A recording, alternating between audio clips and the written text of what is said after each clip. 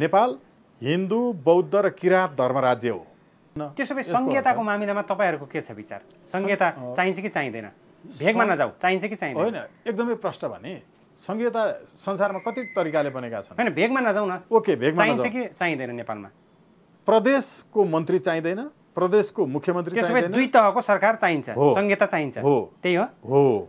संघीयता स्वीकार्नुहुन्छ तपाईहरु? नो, प्रशासनिक संघीयता चाहिन्छ। मैले त भनिसकेँ, सबै प्रमाणित भयो। यो सामन्तहरूको लागि काम भएको छ। बालेनले सामन्तहरूको लागि काम गरिरहेछन्, त्यही हो तपाईको तर्क? शोषक सत्ताकै एउटा प्रतिनिधि न हो। अनि राम्रो कामको त तपाईहरु प्रशंसा नै गर्नुहुन्न नि? होइन नि, मेरो बुवाले स्विमिङ पुल भएको आँगनमै स्विमिङ पुल भएको घर बनाइदिनु भएन भनेर म मेरो बुवासँग हजुरबुवासँग रिसाउन मिल्दैन कि, गाली गर्न मिल्दैन। उहाँको क्षमता त्यति नै हो। रवि लामिछानेहरूले तपाईको एजेन्डा ह्याक गर्नुभयो, त्यही हो तपाईको तर्क? बाबुराम भट्टराईज्यूले, सिके राउतज्यूले, होइन, उहाँहरूले। तर हामीले विरोध गरेका छैनौँ है। सम्पूर्ण भरत दाहालज्यू, होइन, हाम्रो रमेश खरेलज्यू। त्यसो भए भरत दाहाल, रवि लामिछाने, स्वागत नेपाल, पुण्य पर्साई सबै एक ठाउँमा आउन सक्नुहुन्छ? त्यो आधार छ? सबै एक ठाउँमा आउन पर्छ भनेर हामीले विज्ञप्ति जारी गर्यौँ, भन्यौँ। मैले फोन गरेँ अस्तिको हप्ता। एउटा कुनै षड्यन्त्र हुन सक्छ। यी सबै नयाँहरू जतिले एउटा मात्रै कुरामा विचारका कुरा पछि गरौँला एकछिनका लागि। तर यो चुनावमा एमसीसी जबरजस्ती नेपालमा लागू गर्ने, एसपीपी जनतालाई झुक्याउँदै ल्याउने, यसको समर्थन गर्नेहरू जति छन्, यिनीहरूको विरुद्धमा, संसदीय व्यवस्थाको विरुद्धमा, यो प्रकारको संघीयताको विरुद्धमा हामीहरू जति एक भएर पुराना दलहरूलाई विस्थापित गर्नतर्फ अहिले सबै मिलेर जाउँ। रवि लामिछानेको नेतृत्व तपाईँले स्वीकार्नुहुन्न, तपाईँको नेतृत्व रवि लामिछाने स्वीकार्नुहुन्न। हिजो केपी शर्मा ओलीको नेतृत्व माधव नेपालले नस्वीकार गरेर पार्टी फुट्यो, प्रचण्डको नेतृत्व बाबुरामले स्वीकार नगरेर पार्टी फुट्यो, आज जसपा धरापमा छ। होइन, यस्तो जात्रामा भोटो देखाउँथे राजाले, होइन, अहिले भोटो देखाउने हात मात्रै फरक छ। अहिले राष्ट्रपतिले देखाउँछन्। त्यसो भए यसरी जाउँ न, पशुपतिमा त्यही बेलामा पूजाआजा राजाले गर्थे, विशेष राज्यको खर्चबाट। अहिले राष्ट्रपतिले गर्छन्। त्यही काम भइरहेछ, होइन? अनि संविधानमा लेखेर निरपेक्षता हुन्छ। नेपालमा पञ्चायतदेखि नै तपाईँको इस्लाम धर्मका साथीहरूलाई राज्यले हज कमिटी गठन गरेर विमान टिकटमा सुविधा दिएर मक्का मदिना पठाइरहेछ त। नेपालमा अहिलेसम्म पशुपतिको मूल भट्टले अदालतले गरेको निर्णय खारेज गरेको सुन्नु भएको छ? तपाईँ, म त शेषमणि होइन नि त। मलाई देखाएर यो शेषमणिलाई मन पराउँछ कि पराउँदैन भन्न पाउँछ कसैले? शेषमणि त तपाईँ हो नि। विश्व दुनियाँबाट हेर्नुभएका सम्पूर्ण नेपालीहरूलाई म हार्दिक स्वागत गर्न चाहन्छु। आदरणीय दर्शकवृन्द, पछिल्लो समय नेपालको राजनीतिमा केन्द्रित भएर आज हामी गहन रूपमा अध्ययन गर्नेछौँ। तमाम व्यतिथि र विसङ्गतिका विरुद्ध हामी आवाज उठाउनेछौँ। हाम्रो बीचमा स्वागत नेपाल हुनुहुन्छ। स्वागत नेपालजी, नमस्कार।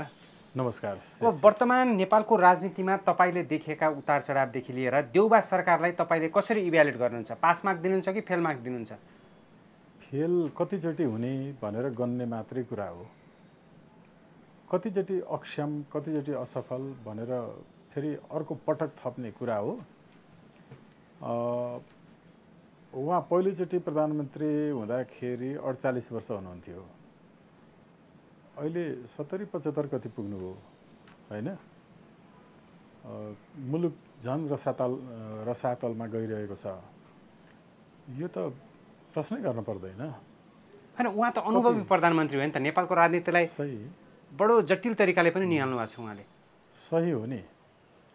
हामीसँग अनुभव छैन। यो देशलाई उहाँहरूसँग अनुभव छ, तर देशलाई खराब अनुभवीहरू चाहिएको होइन नि। खराब अनुभव कति धेरै छ भन्ने कुरा एउटा कुरा हो। त्यसो भएको हुनाले हामीले अनुभव त अनुभवै हुन्छ नि। एउटा तपाईँको चाहिँ क्रिकेटको खेलाडीलाई क्रिकेटकै खेलको अनुभव हुन्छ, तपाईँलाई पत्रकारिताको अनुभव छ, मलाई कानुनको अनुभव होला, होइन? राजनीतिलाई नजिकबाट निहालेको चाहिँ दशकौँदेखिको पत्रकारिताको अनुभव होला। तर त्यो अनुभव हामीले चाहिँ कुन व्यवस्थाको गऱ्यौँ? हामीलाई चाहिएको व्यवस्था त राइट टु रिजेक्ट र राइट टु रिकलको अभ्यास गर्ने व्यवस्था हो। त्यसको अनुभव छ त उहाँहरूलाई? उहाँलाई अनुभव थियो भने मैले किन सर्वोच्च नेता सज्जन, नेता राम्रो, देश विकास गरिरहेको छ भने उसलाई किन हामीले रिजेक्ट गर्ने, उसलाई अर्कोलाई किन ल्याउने? सही हो नि। राम्रो गरेको छ भने गर्न हुन्न, तर उम्मेदवारै खराब गुन्डा डन फटाहाहरूलाई ठेकेदार बन्नु पेसा व्यवसाय गर्नु गलत होइन, तर तपाईले चाहिँ 2 अर्बको बजेट आएकोमा जम्मा 20 लाखको काम गर्नुहुन्छ अनि अरू सबै कमिसन यताउता मिलाएर अलिकति राखेर अनि नेताहरूलाई दिने कर्मचारीहरूलाई दिने कुराको त अनुभव छ नि त। त्यस्तो अनुभवी ठेकेदार त चाहिएको होइन होला, होइन र? त्यो भएको हुनाले उम्मेदवारहरू खराब उठाए भने उम्मेदवारलाई बहिष्कार गर्न पाउने अधिकार, राइट टु रिजेक्ट, शेरबहादुर देउबाज्यूहरूले भन्नुभयो त, ल्याउनु भयो त।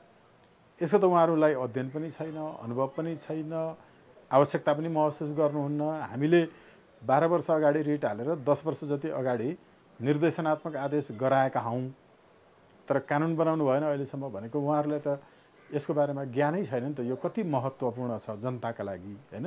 यो कति महत्त्वपूर्ण छ रिकल गर्न पाउने अधिकारका लागि। सधैँ रिकलै गरेर बस्ने पेसा होइन नि त जनताको। जनताले राम्रोलाई त राम्रो भन्छन्, हामीले राम्रो नै भनेको हो नि। त्यसो भए राम्रो तपाईँले कसलाई भन्नुहुन्छ? देउबालाई भन्नुहुन्छ कि प्रचण्डलाई भन्नुहुन्छ कि केपी शर्मा ओलीलाई भन्नुहुन्छ? उहाँ शीर्ष स्थानमा हुनुहुन्छ नेपालको राजनीतिमा अहिले। अहिलेको निर्वाचन भनेको पुराना दल र पुराना व्यवस्थाहरूको बिचमा खराबहरू मध्येको एउटा कम खराबलाई छान्नुपर्ने निर्वाचनको प्रणाली हो, जहाँ राइट टु रिकल र राइट टु रिजेक्ट हुँदैन। जनताले त घोषणापत्र हेर्छन् नि त, कसले राम्रो भनेको छ, कसले उन्नत कुरा गरेको छ, उसैलाई भोट दिन्छन्। हो नि, उन्नत कुरा त हामीले राइट टु रिजेक्टको गरेका थियौँ त, तर तपाईँहरूले साथ दिएनन्। जनताले साथ दिएनन् भनेपछि अहिले पनि दिउँसोको धुपमा मैनबत्ती बालेर खोज्नुपर्छ तपाईँहरूलाई। हो नि, अब जनताले यो घोषणापत्र हेर्छन् भनेर भन्नुभयो नि, जनतालाई के देखाइन्छ त्यो हेर्न बाध्य छन् नि। तपाईँले नेपालको टप 20 अनलाइनमा, टप 20 टक सोमा, टप 20 तपाईँको चाहिँ पत्रपत्रिकामा हामीलाई देख्नुभयो त? देख्नु भने हामीलाई देखाइएन भन्ने गुनासो गरेको होइन है, जनतालाई जे देखाइन्छ त्यो हेर्ने हो हैन। र देखेकाहरू मध्येबाट मिडियाले त बालेन शाहहरूलाई देखायो नि त। सही भन्नुभयो त, उहाँहरूको जित भयो, स्वतन्त्र रूपमा हामीले काठमाडौँ महानगर हाँकिरहनु भएको छ। विश्वका चाहिँ विकसित मुलुकहरूले गरेको व्यवस्था, नगरपालिकाको प्रहरीले कुन घरमा सासु ससुरालाई छोराबुहारीले खाना नदिएर घर निकाला गरे भन्ने कुरा पो हेर्छ त। सामाजिक न्यायका लागि नगर प्रहरीले स्थानीय तहको न्यायपालिकाको अदालती प्रहरीको काम गर्नेछ। हामीले हाम्रो घोषणापत्र तमसुक पत्रमा त यो लेखेका छौँ नि त। यो कुरा जनतालाई थाहा भएन, किनभने अघि भनिहाल्नु भयो, अहिले सडकको स्थिति हेर्नुहोस् तपाईँ, होइन? व्यवस्थित गर्नुपर्छ, त्यो राम्रो कुरा हो, तर संसदभित्र बसेर देश बेच्नेहरूलाई सुरक्षा दिनका लागि संसद भवनको अगाडिपट्टिको सडक पेटीमा मान्छे हिँड्न नसक्ने गरिकन काँडे तार लगाइएको छ।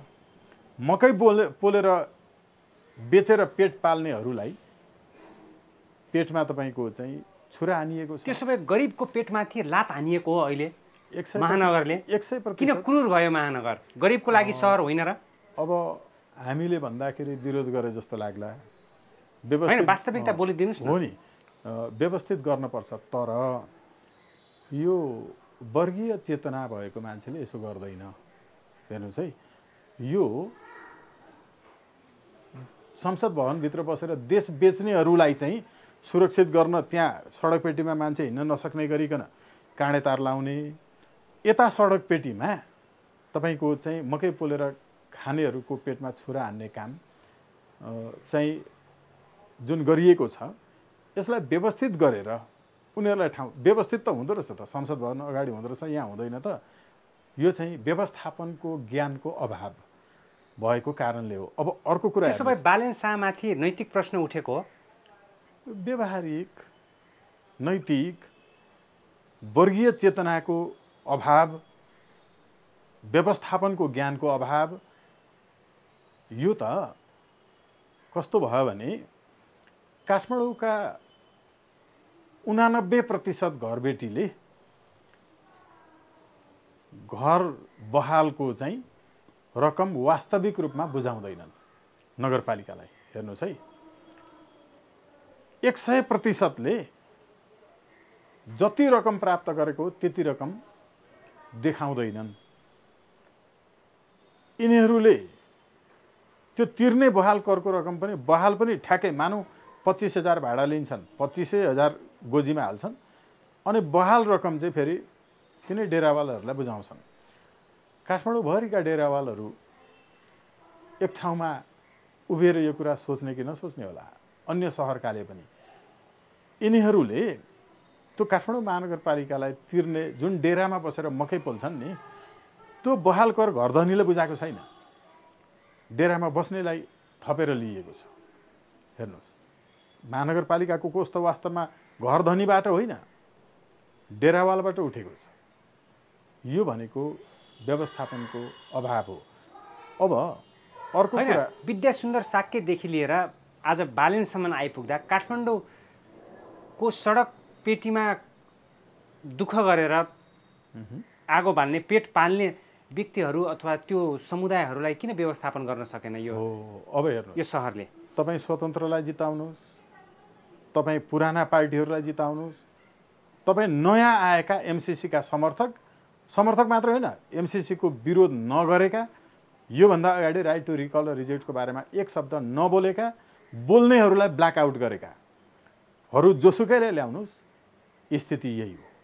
त्यसो बालेनबाट पनि स्थिति परिवर्तन हुँदैन भन्ने तपाईँको आशंका हो? अहिले सडकमा के देखियो? स्थिति परिवर्तन हुँदैन मात्रै होइन, स्थिति त्यस्तै देखियो। मैले गरिबहरूको बारेमा, होइन, गरिबको पेटमा पनि लात हान्नु हुँदैन, सहर पनि व्यवस्थित पार्नु पर्यो नि। अर्को एङ्गलबाट यसका लागि व्यवस्थापनको ज्ञान चाहियो नि त। यसका लागि सबै गरिबहरूलाई फुटपाथमा मकै पोल्न दिने हो भने त फेरि सडक त जसको घर लथालिङ्ग हुन्छ होला नि। अस्तिको भूकम्पमा घर भत्किएर आफ्नो सानो भाइलाई औषधि खुवाउनका लागि, स्कुलको फी तिर्नका लागि अनुचित कर्म नगरेर एकजना दिदीले सडक पेटीमा आएर आफ्नो बढेका छोरीहरूलाई अनुचित कर्ममा जान धेरै बाध्य भएका छन्। हामीले चाहिँ ठमेलभित्रमा त्यस्ता चेलीबेटीहरूका दुःखका केही अनुसन्धानहरू गरेका छौँ, अनुसन्धान प्रतिवेदनहरू सार्वजनिक गरेका छौँ। त्यसका लागि हाम्रो बेग्लै मनोरञ्जनात्मक क्षेत्र भनेर भन्छन्, तर त्यो मनोरञ्जनको क्षेत्र त तिनै सामन्तहरूका लागि होला। ती चेलीबेटीका लागि मनोरञ्जनको क्षेत्र होइन, अनौपचारिक मनोरञ्जनको क्षेत्रलाई व्यवस्थित गर्न तपाईँको न्यायाधीश बलराम केसीज्यूले चाहिँ निर्देशनै बनाइदिएर फैसलामा लेख्नुभयो।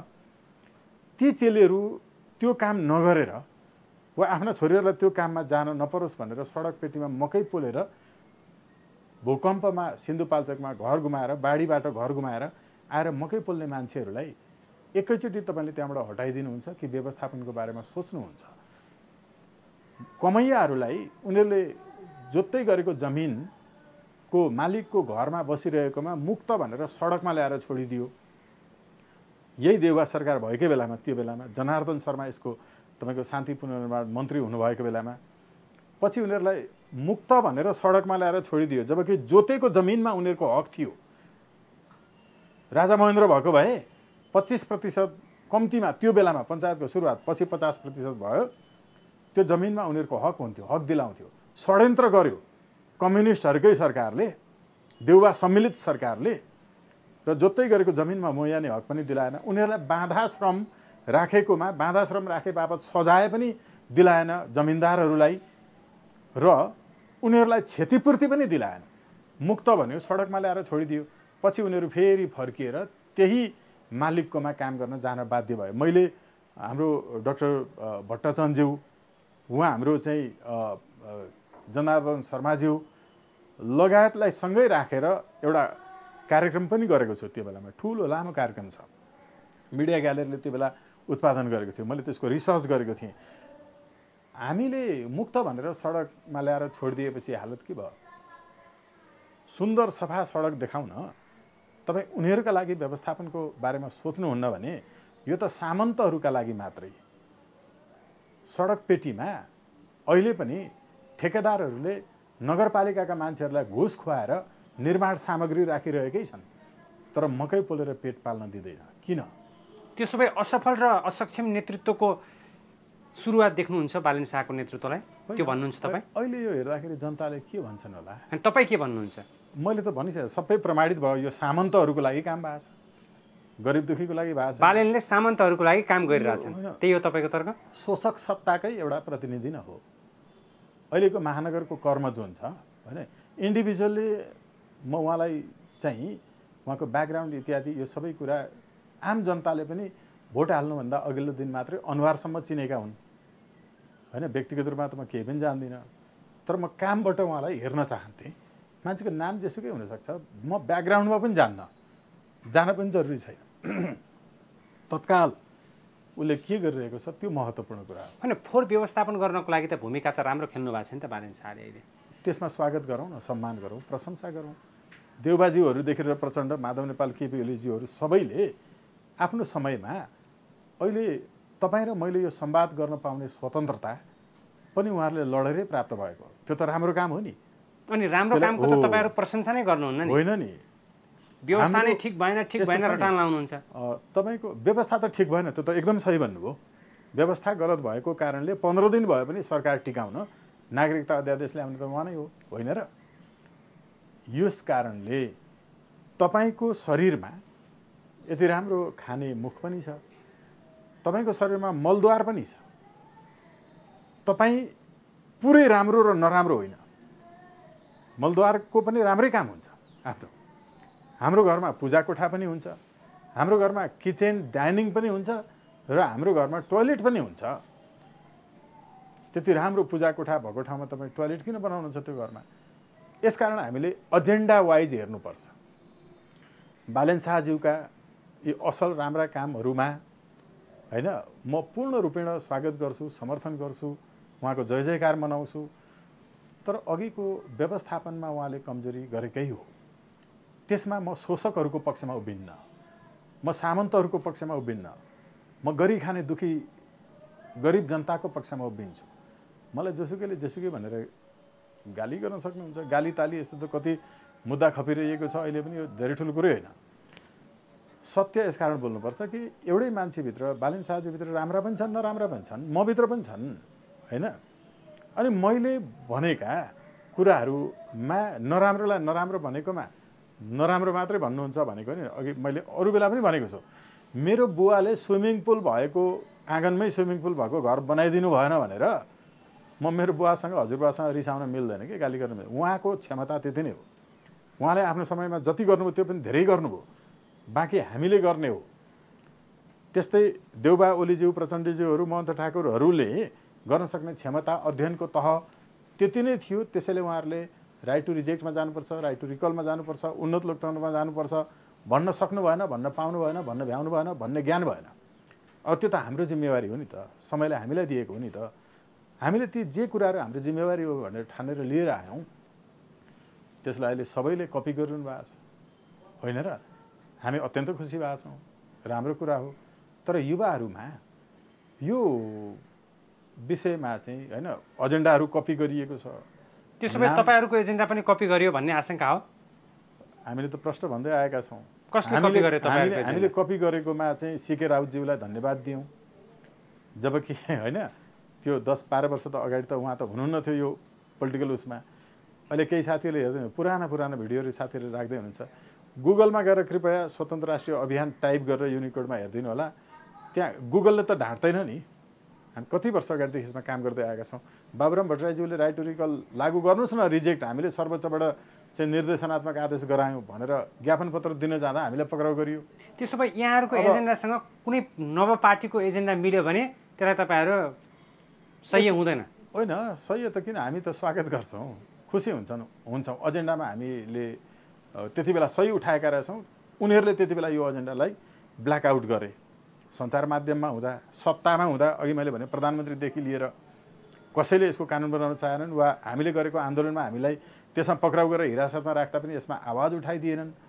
हाम्रा साथीहरू भन्न जाँदा समाचारहरू ब्ल्याकआउट गरिए। अब अहिले तिनै मान्छेहरूले यो कुरा लिएर आउँदाखेरि त हामी भन्दा खुसीको हुन्छ। अब अहिले राष्ट्रिय स्वतन्त्र पार्टीले पनि राइट टु रिकलको कुरा गरेको छ। राष्ट्रिय स्वतन्त्र पार्टी भन्दा यही एजेन्डा उठाउने स्वतन्त्र राष्ट्रिय अभियान भन्ने फेरि जनताले बुझिहाल्छन् सबै, किनकि गुगलमा 12 वर्ष अगाडिदेखिको त्यही छ। होइन, त्यसैले यो कुरा उठाउँदै आएको थियो। तर पनि धन्यवाद छ। र अर्को कुरा के हो भने यस्तो एजेन्डाहरू ह्याक गर्नेलाई चाहिँ युरोपियनहरूले अमेरिकन पोलिटिक्समा त्यहाँ एउटा अदालतमा मुद्दा पनि परेको थियो। यसलाई चाहिँ एक्टिभिस्ट होइन ह्याक्टिभिस्ट भन्छ। तपाईँहरूले ह्याक गरे भन्नुहुन्छ। तपाईँहरूको एजेन्डामाथि कसैले तपाईँहरूको एजेन्डामाथि ह्याक गरे? राजनीतिशास्त्रले त्यही भन्छ। रवि लामिछानेहरूले तपाईँको एजेन्डा ह्याक गर्नुभयो, त्यही हो तपाईँको तर्क? बाबुराम भट्टराईज्यूले, सिके राउतज्यूले, होइन, उहाँहरूले। तर हामीले विरोध गरेका छैनौँ है, हामी एकदमै खुसी छौँ मात्रै भनेको।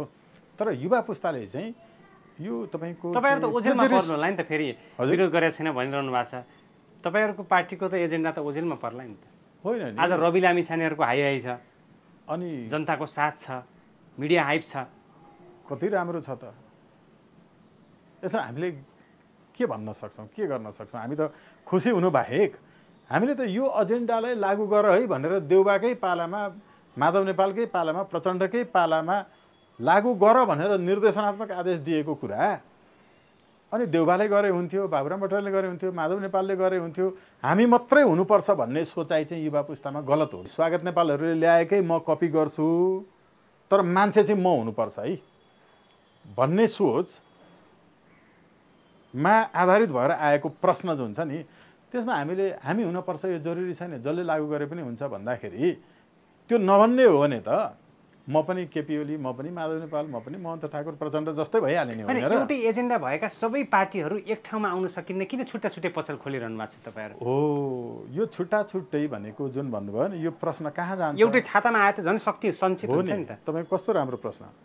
यो प्रश्न एउटै एजेन्डा भएको, त्यही लगभग नाम पनि भएको अभियान, तिनै एजेन्डाहरू पहिल्यै उठाइसकेको, निर्वाचन आयोगमा दर्ता पनि भएको, अदालतमा पनि अभिलेखीकृत भएको जुन छ, त्यही एजेन्डा बोकेर किन आउनु भएको तपाईँहरू भनेर तपाईँले सोध्न पर्ने जरुरी भयो उहाँहरूलाई। होइन, रवि लामिछानेले त आह्वान गर्नुभएको छ नि त, सबै व्यक्तिहरू आउनुहोस्, एक ठाउँमा आउनुहोस्, नि राष्ट्रिय स्वतन्त्र पार्टीमा मैले स्वागत गर्छु भन्नुभएको छ। यसैले त भनेको त एजेन्डा चाहिँ त्यही, विचार पनि त्यही, अनि त्यही हो भने किन बेग्लै पसल खोलेको त भनेर सोध्न पर्ने होइन र? अनि अर्को कुरा चाहिँ हामीले विज्ञप्ति नै जारी गरेर सबै सम्पूर्ण भरत दाहालज्यू, होइन, हाम्रो रमेश खरेलज्यू, हाम्रो रोमलाल गिरिज्यू, नेपाल आमा पार्टीको, होइन, लगायत हाम्रो चाहिँ रवि लामिछानेज्यूहरू, पुण्य प्रसाईज्यूहरू, सबैलाई, पुरानाहरू सबैलाई हामीले चाहिँ नयाँहरू जति एक हौँ। त्यसो भए भरत दाहाल, रवि लामिछाने, स्वागत नेपाल, पुण्य प्रसाई सबै एक ठाउँमा आउन सक्नुहुन्छ? त्यो आधार छ? सबै एक ठाउँमा आउनुपर्छ भनेर हामीले विज्ञप्ति जारी गऱ्यौँ, भन्यौँ, मैले फोन गरेँ। अस्तिको हप्ता हामी भेट्ने भन्ने कुरा थियो, उहाँहरूले अस्वीकार गर्नुभयो। हेर्नु है, एकदम इन्ट्रेस्टिङ छ। अब यसले तपाईँ के बुझ्न सक्नुहुन्छ भने नेपालमा विदेशी सेना भित्र्याउन चाहने तत्त्वहरू, नयाँ वा पुराना, नेपालमा एमसीसीको हिजो विरोध नगर्नेहरूले विरोध गर्नेहरूलाई चाहिँ इन्डो अमेरिकन प्याकको ब्याकमा अहिलेको पटक वास्तवमा तपाईँको चाहिँ संसद भवन छिर्न नदिने गरिकनको एउटा कुनै षड्यन्त्र हुन सक्छ। नत्र हामीले, म अहिले पनि आह्वान गर्छु, यी सबै नयाँहरू जतिले एउटा मात्रै कुरामा विचारका कुरा पछि गरौँला एकछिनका लागि, तर यो चुनावमा एमसीसी जबरजस्ती नेपालमा लागू गर्ने, एसपीपी जनतालाई झुक्याउँदै ल्याउने, यसको समर्थन गर्नेहरू जति छन्, यिनीहरूको विरुद्धमा, संसदीय व्यवस्थाको विरुद्धमा, यो प्रकारको सङ्घीयताको विरुद्धमा हामीहरू जति एक भएर पुराना दलहरूलाई विस्थापित गर्नतर्फ अहिले सबै मिलेर जाउँ। होइन, संघीयताको विरोध गर्ने कुरा त असम्भव भयो नि त। रवि लामिछानेहरू त संघीयता चाहिन्छ, यसैले त भनेको, गणतन्त्र चाहिन्छ, धर्मनिरपेक्ष ठिक हो भन्नुभएको छ, व्यवस्था होइन अवस्था परिवर्तन हुन्छ भन्नुभएको छ। यसैले त भनेको त अहिलेका लागि यी कुराहरूलाई हामीले, यी विचारहरूलाई पनि एक ठाउँमा राखेर पुराना नेताहरू जतिलाई अब मटियामेट गर्ने गरिकन नयाँहरू जति हामी मिलेर जान सक्दैनौँ र जाउँ न कृपया। हामीले त भनिरहेछौँ त। अनि आफ्नो आफ्नो पसल खोल्नु होला, फेरि के हो, होइन? हामी त यही कुरा भन्दै आइरहेका छौँ। तर एउटा जङ्गलमा 2-3वटा बाघ हुँदैन, सबैले म बाघ बन्न खोज्छ। होइन, बाघको चाहिँ के हुन्छ भने राजा बन्न खोज्छ। बाघ र बगिनीको चाहिँ बगिनीले अलि बढी स्पेस लिन्छ। अहिले भर्खरै ददी सापकोटाज्यूको तपाईँको पशु पक्षी वन्यजन्तुहरूको मन र यौन भन्ने एउटा पुस्तक निकाल्नु भएको छ कि मैले ठ्याक्कै त्यो शीर्षक चाहिँ बिर्सेँ। उहाँले दिनुभएको अनुसार एउटा जङ्गलमा धेरै हुन सक्छन्, आफ्नो आफ्नो स्पेस लिएर बस्छन् उनीहरूले। म यहाँ छु, तिमीभन्दा बलियो छु भन्ने देखाउनलाई रुखमा चाहिँ त्यो तपाईँको नङ्ग्राले चिथोर्छन्। अनि कति बढी चिथोरिएको छ त्यो हेरेर यो मभन्दा बलियो रहेछ भनेर अर्को बाघ आएपछि त्यो रुखमा चिथोरेको देखेर त्यहाँ प्रवेश गर्दैन, होइन? उनीहरू मात्रै यति समझदारी हुन्छ, अनि मान्छेमा हुँदैन र। होइन, सबै एक ठाउँमा आउने त त्यो दिवा सपना जस्तै हो कि, किनकि रवि लामिछानेको नेतृत्व तपाईँले स्वीकार्नु, तपाईँको नेतृत्व रवि लामिछाने स्वीकार्नु। हिजो केपी शर्मा ओलीको नेतृत्व माधव नेपालले नस्वीकार गरेर पार्टी फुट्यो, प्रचण्डको नेतृत्व बाबुरामले स्वीकार नगरेर पार्टी फुट्यो, आज जसपा धरापमा छ। होइन, यस्तो हो नि, विद्वान मान्छेहरूका लागि राजनीति त स्वार्थको भयो नि त आज नेपालमा। हामीले स्वार्थ के राखेका छौँ र हामी भन्दैछौँ त विद्वान मान्छेहरूका लागि, ज्ञानी मान्छेहरूका लागि शेषमणिजी, स्वागतजी, होइन, अर्को कोही जी भनेर मान्छेको बारेमा कुरा गर्दैनन् के। यो चाहिँ मूर्ख मान्छेहरूले, म सधैँ बाँच्ने हो भन्ने ठान्ने मान्छेहरूले, मेरो रूप रङ जिउ डाल सधैँ यस्तै रहिरहन्छ भन्ने ठान्ने अनाध्यात्मिक मान्छेहरूले चाहिँ मान्छेका बारेमा कुरा गर्छन्। मान्छेका बारेमा कुरा नगरौँ न, विचारका बारेमा कुरा गरौँ। विचार मिठा र चिल्ला विचार त जसले पनि दिन सक्छ नि। यसो भन्दैछु, त्यही त भनेको त, राइट टु रिकल विचार मानिसक्नुभयो होइन? विचार हामीले नै ल्याएको विचार मानिसकेपछि अनि स्वीकार गर्नुभयो कि गर्नु भएन? हामीलाई राइट टु रिजेक्ट मानिसक्नु भएन? स्वीकार गर्नुभयो कि गर्नु भएन? अब तपाईँले विचारलाई हेर्नुहुन्छ भने नेतृत्व भनेको मान्छे त के हो र? नेतृत्व विचारको हुन्छ। यो विचारलाई उहाँले फलो गर्दै आउनु भएको छ नि त। म कपी पनि भन्दिनँ, फलो गर्दै अनुसरण गर्दै जो आउनु भएको छ नेतृत्व त हामीले गरिसक्यौँ त।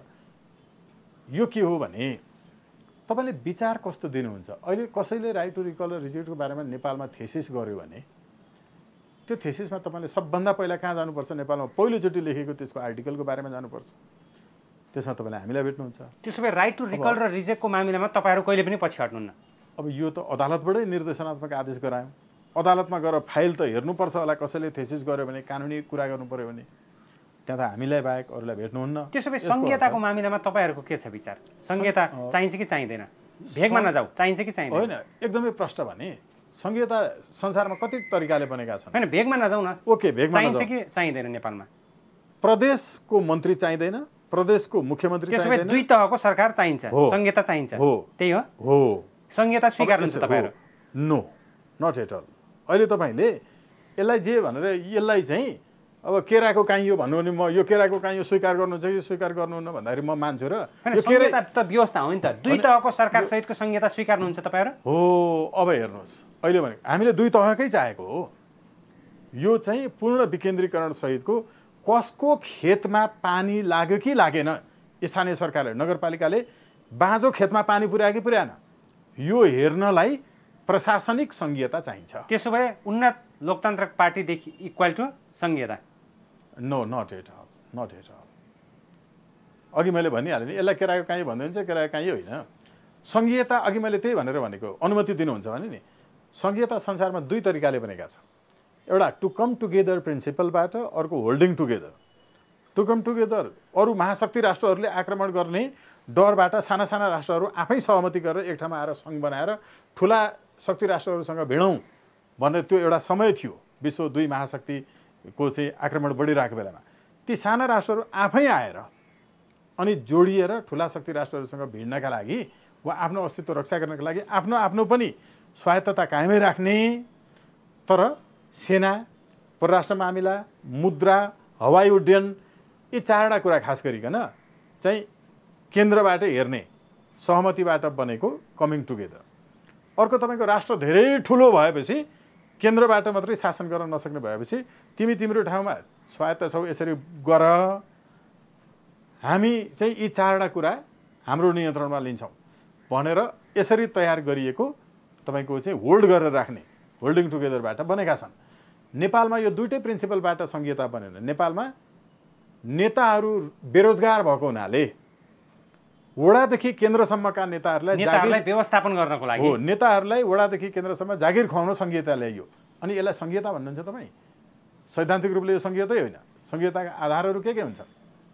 यस्तो हुन सक्दैन। त्यसो भए धर्मनिरपेक्षताको मामिलामा तपाईँहरूको के छ? धर्मनिरपेक्षता पनि अहिले छ। अहिले नेपालमा भएको धर्मनिरपेक्षता हो भन्नुभएको राजाको पालामा पनि संविधानमा लेखेको धर्मनिरपेक्षता चाहिन्छ कि होइन नि? संहितामा जे धर्मनिरपेक्षता लेख्यो त्यही धर्मनिरपेक्षता हुन्छ। म तपाईँलाई बताउँछु।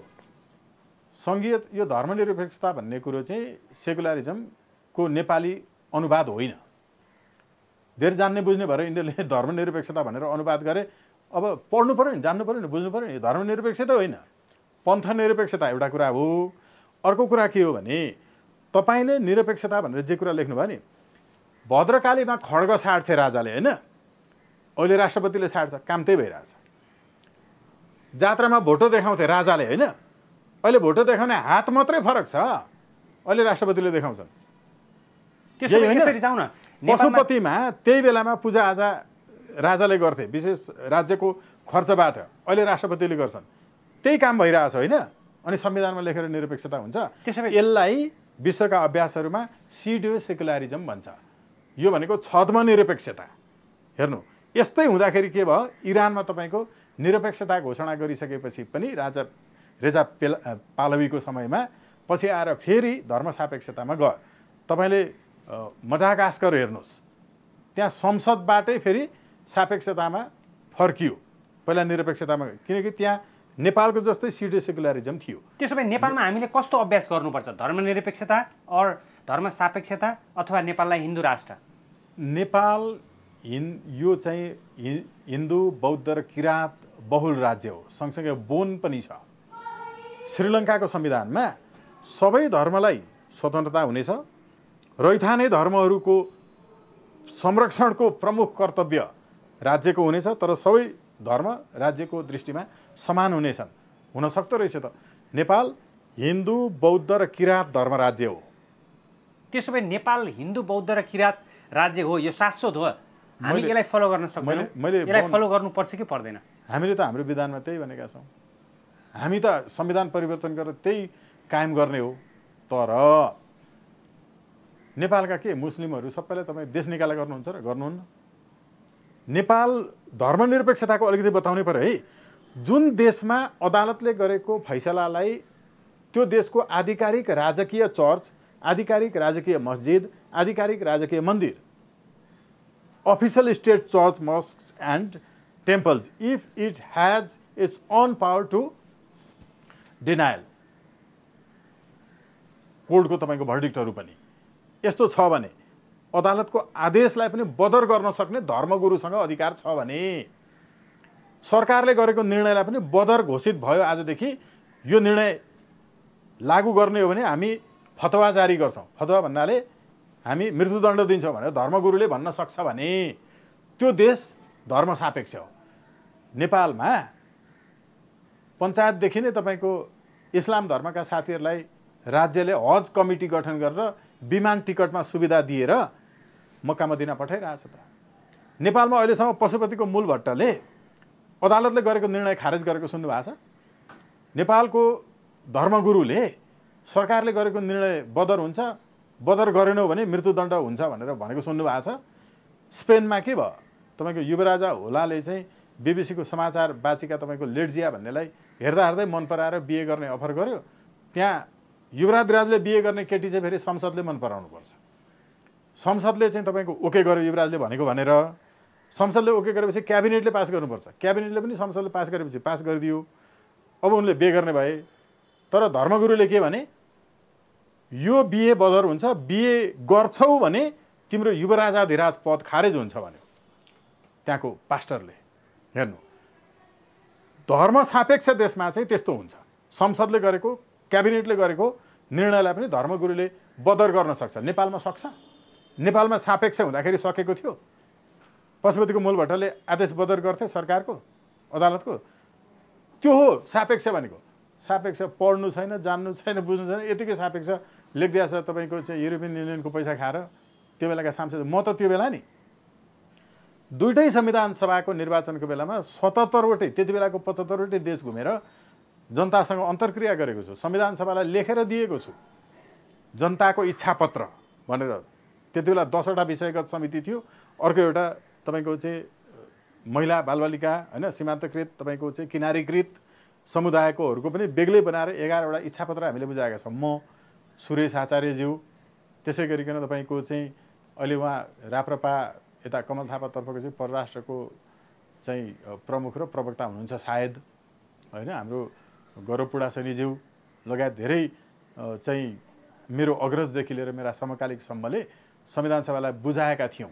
निरपेक्षताको बारेमा अध्ययन कम गर्नुभयो तपाईँहरूले भनेर धेरै छलफलमा हामी सहभागी भएका थियौँ। त्यस कारण यो निरपेक्षतै होइन, अनि निरपेक्षता चाहिन्छ कि चाहिँदैन जे कुरो हुँदै होइन।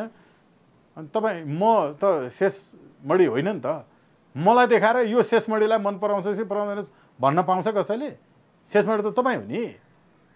त्यो भएको हुनाले जे धर्मनिरपेक्षता भन्ने नै होइन त तपाईँ त्यसलाई धर्मनिरपेक्षता भन्दै हुनुहुन्छ। It has to be totally redefined. यो सबै हिसाबले हेर्दाखेरि नेपालमा सक्न खोजेको अदालतमा त एक हिसाबले आज अदालत पनि धराशायी भयो, व्यवस्थापिका कार्यपालिका अदालतभित्र प्रवेश गरेर हेर्नुहोस् न, देशको ब्याकबोनै कमजोर भइरहेछ नि। युएसएड लेखेको कुर्सीहरू छन् अदालतभित्र, जबकि अदालतले हरेक दिन करोडौँ रकम तपाईँको चाहिँ उस्तै पर्दाखेरि जरिवाना बापतको उठाउँछ र अर्थ मन्त्रालयमा जान्छ त्यो रकम। अनि कुर्सी किन्न युएसएडको कुर्सी अदालतभित्र छन्। मलाई रुन मन लाग्छ अदालतमा बहस गर्न जाँदा। अदालतको व्यतिथिलाई त कन्ट्रोल गर्न त सकिएन नि त नेपालमा। जबसम्म सोझै राजनीति वकिलहरू कुटाकुट गर्छन्, अब के भन्ने होइन, जबसम्म तपाईँको सोझै चाहिँ राजनीतिक कर्मीहरूलाई ल्याएर अदालतमा न्यायाधीश बनाइन्छ तबसम्म यस्तै हो नि त। संसारमा नेपाल मात्र यस्तो देश हो जहाँ संसदीय व्यवस्था छ र न्यायाधीशहरूलाई संसदीय सुनवाईमा ढुङ्गा हानेर ढुङ्गा हानेको फोटो बेचेर प्रधानमन्त्री हुनेहरूले संसदीय सुनवाईमा उत्तीर्ण गराउँछन्। त्यस्ताहरूबाट उत्तीर्ण भएर न्यायाधीश हुन जाने, प्रधान न्यायाधीश हुन जाने स्थिति भएपछि के हुन्छ? त्यस कारण ओभरअल तपाईँको जुडिसियल जुन हाम्रो रिफर्म भन्छ होइन, न्यायपालिकीय सुधार नगरिकन यो सम्भव छैन। त्यसो भए अब निचोडमा जाउँ। अब कसरी चल्छ नेपालको राजनीति? अब कसरी अगाडि बढ्छौँ? हामी यो व्यतिथि सँगसँगै जुन मडारिएको बादलभित्र, कालो बादलभित्र हामी फँसेका छौँ, योबाट उम्किनको लागि अब नेतृत्वको विकल्प के हो त? अबको नेतृत्वको विकल्प? अबको नेतृत्वको विकल्पका लागि सबै नयाँ पनि साथीहरू, नयाँ साथी, स्वतन्त्र साथीहरूले त दलको विकल्प दलै हो भनिरहेछन्। होइन, दलको विकल्प त जहिले पनि दलै हो। दलको विकल्प तपाईँको स्वतन्त्र होइन। किनभने त्यसो भए स्वतन्त्र किन चाहियो त? स्वतन्त्र व्यक्तिहरू किन आए त? अब हेर्नु है त, उहाँमाथि नै प्रश्न उठ्यो नि त। तपाईँले प्रत्यक्ष स्वतन्त्रबाट सबै जित्नुभयो, 165 नै जित्नुभयो, अनि बहुमत पुग्छ त? त्यसपछि त्यहाँ पनि छासमिस भएरै आउला, विचार फरक फरक भएरै आउलान् स्वतन्त्र हुनेहरू पनि, होइन र? स्वतन्त्रबाट जित्ने बित्तिकै आज विचार फरक भएका चित्रबहादुर केसी त गठबन्धनमा आउनु पर्यो। स्वतन्त्रबाट जित्ने बित्तिकै भोलिपल्ट पार्टी प्रवेश गरेको त देख्नुभयो। अस्ति स्वतन्त्र जित्नेहरू, अरू केही स्वतन्त्र भनेकाहरू फेरि नयाँ खुलेका पार्टीमा खुलेको पनि देख्नुभयो, होइन? तर हर्क साम्पाङज्यूको सवालमा चाहिँ फेरि एकदमै स्पष्टता छ है। यसैले तपाईँले समानुपातिक तर्फको मत त प्राप्त गर्नुहुन्न। त्यसैले हामी अहिले उन्नत लोकतन्त्र पार्टी चाहिँ स्वतन्त्र राष्ट्रिय अभियान यहाँसम्म आइपुग्दा निर्वाचन आयोगमा हामीले गरेको स्वतन्त्र राष्ट्रिय अभियान उन्नत लोकतन्त्र पार्टी हो। हामी स्वतन्त्र राष्ट्रिय अभियानको तर्फबाट उम्मेदवारी दिँदैछौँ देशभरि। म झापाको क्षेत्र नम्बर 2बाट उम्मेदवारी दिँदैछु। म यो एउटा स्वतन्त्र राष्ट्रिय अभियानबाट दिँदै हुनुहुन्छ? हो, स्वतन्त्र राष्ट्रिय अभियानको पार्टीबाट होइन। यो स्वतन्त्र राष्ट्रिय अभियान भनेकै राइट टु रिकल हो, राइट टु रिजेक्ट हो, र स्वतन्त्र राष्ट्रिय अभियानको अवधारणा नै उन्नत लोकतन्त्र पार्टीको अवधारणा हो। जनता त झुकिए नि, स्वतन्त्र राष्ट्रिय अभियान हो कि स्वतन्त्र राष्ट्रिय पार्टी हो भनेर। यसो हामीले त्यति बेला रिकल र रिजेक्टको बारेमा स्वतन्त्र राष्ट्रिय अभियानको तर्फबाट यी अवधारणाहरूलाई व्यवस्थित गरेर लिएर आएका हौँ र जनता झुकिन पर्ने किन छैन भने रवि लामिछानेको पार्टी हो भनेर सोध्लान् भोलि तपाईँलाई? होइन नि, बिचराहरू उहाँहरूलाई चाहिँ अहिले के भइरहेछ भने अब होइन यो राइट टु रिकल रिजेक्ट त स्वतन्त्र राष्ट्रिय अभियानले ल्याएको होइन र भनेर भनिरहेछन्। त्यो पनि केही फरक परेन। स्वतन्त्र राष्ट्रिय अभियान स्वीकार्नु भएको छैन नि त उहाँहरूले त। होइन नि, उहाँहरूले स्वीकारेको कुरा छ र? कागजमा त स्वीकार्नु भएको छ त, कागजमा स्वीकार्नु भएको छ त। त्यही थपक्क राखेपछि अस्वीकार गरेको भए त राख्नुहुन्न थियो नि त। त्यस कारण अघि भने के भने नि, स्वतन्त्र राष्ट्रिय अभियान उन्नत लोकतन्त्र पार्टी हो कि यसको पुरा नाम। अब अघि मैले भन्दै थिएँ स्वतन्त्रबाट गर्दाखेरि समानुपातिकको मत त आउँदैन नि त। हामीले समानुपातिकमा पनि देशैभरि यो उन्नत लोकतन्त्रको विचारलाई स्वीकार गर्नका लागि किताब चुनाव चिन्हमा भोट हाल्न सजिलो परोस् नागरिकलाई भनेर भनेका हौँ। स्वतन्त्रले मात्रै उठेर त समानुपातिक त सबै पार्टीहरूले लान्छन् त। यसो भएको हुनाले तिनले मात्रै जानेका छन् त, तिनले जे गरे पनि हुने। हामीले चाहिँ राम्रो काम गर्नका लागि चुनाव चिन्ह निश्चित गर्न नहुने होला नि त। यो त जनताकै लागि गरेको होला नि त, होइन र? यसो भएको हुनाले हामी यसले गर्दा के हुन्छ भने चुनाव जितेको भोलिपल्ट अर्को पार्टी प्रवेश गर्दैन मान्छे, गर्यो भने कारबाही हुन्छ। दोस्रो कुरा, तेस्रो कुरा, झुक्याएर स्वतन्त्र हौँ भनेर तपाईँको चाहिँ अघि भने जस्तो एक्टिभिस्ट बनेर कसैले पनि जनतालाई धोका दिन पाउँदैन, सक्दैन।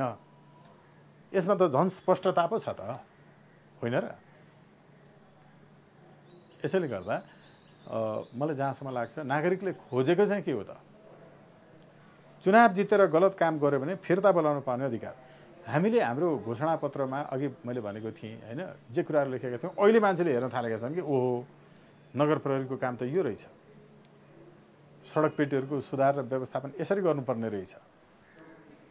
यो फेरि नागरिकलाई दोष दिने कुरा होइन है। नागरिकलाई तपाईँले स्वागत नेपालको ठाउँमा अर्कोलाई इन्टरभ्यू लिइरहनु भएको थियो भने उहाँकै कुरा सुन्थे नि त, होइन र? मैले जति जान्दछु बुझ्दछु होला, योभन्दा धेरै जान्ने बुझ्ने गाउँघरमा धेरै युवाहरू छन्। ताप्लेजुङदेखि तपाईँको दार्चुलासम्म, झापादेखि कञ्चनपुरसम्म, हिमाल पहाड तराई सबैतिर।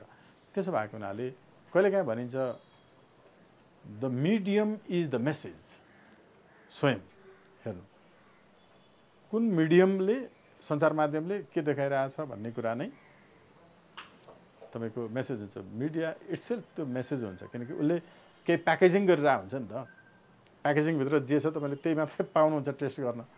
त्यसो भएको हुनाले यसबाट पनि धेरै फरक पर्छ। ठिक छ, समसामयिक राजनीति विषयमा केन्द्रित भएर बहसमा सरिक भइदिनु स्वागत नेपाल जिल्ला हार्दिक आभार, धेरै धेरै धन्यवाद। आभार व्यक्त गर्छु, धन्यवाद ज्ञापन गर्छु।